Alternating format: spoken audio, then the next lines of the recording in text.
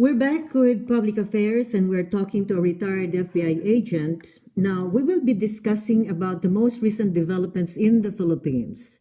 Very recently, President Rodrigo Roa Duterte proclaimed during his visit to China that he is separating from the United States, meaning the Philippines is separating from the United States economically and militarily.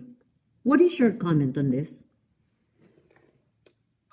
I've had the privilege of spending time with President Duterte when he was once the former mayor of Davao City, because I spent a lot of time in Davao.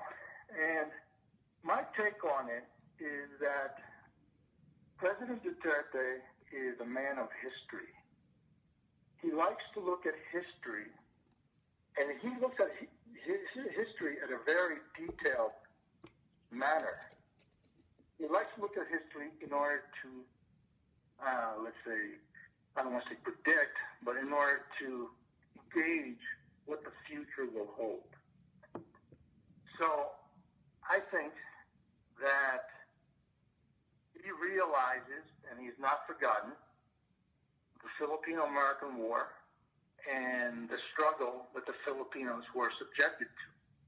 In that regard, I feel that he doesn't believe that the U.S. is the be-all, catch-all of the world.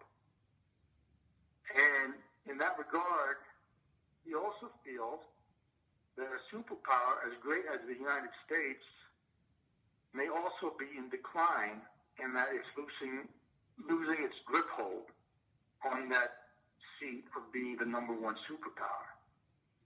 And in terms of China and Russia, he's looking to both because they are on the rise, well, especially China, and that the region being geographically more within the parameters of the Philippines, that they may be a better ally for the Philippines to turn to.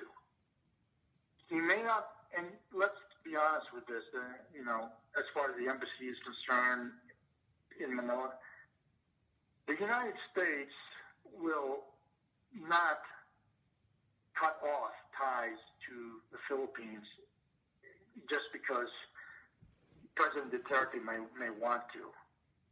In terms of aid and all that, that's still a big push for the American mission. Their policies to help the Philippine people, to help the Philippine government, I don't think that will ever be deterred no matter the stance President Duterte takes. Now, in terms of him turning to the other governments, the other foreign superpowers, I think that in order to accommodate the geographical region of the Philippines, and in order to strike a better balance of the interest of, using an old term, the quote, prosperity sphere of the Pacific Rim, that China may be a better ally for the Philippines if he can work out a deal, and not only a deal, I don't want to say deal, because Asians are very specific. They're not just into deals, they're into relations.